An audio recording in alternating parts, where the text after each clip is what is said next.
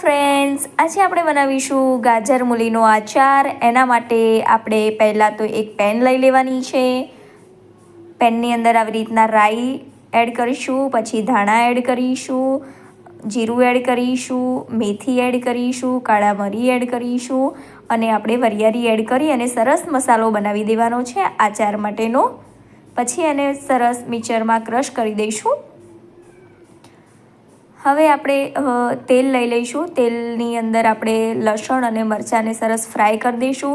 પછી આપણો ગરમ મસાલો એડ કરીશું, મીઠું એડ કરીશું, હળદર એડ કરીશું અને મરચું એડ કરીને આપણે જે સમારી રાખેલા છે મૂળી અને ગાજર એ એડ કરી પછી મસાલો એડ કરી અને ફરીથી થોડુંક આમચૂર પાવડર અને મીઠું એડ કરી સરસ હલાવી લઈશું।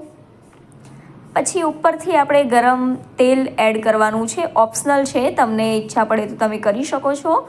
થેન્ક યુ ફ્રેન્ડ્સ, આપણો આચાર આજે રેડી છે।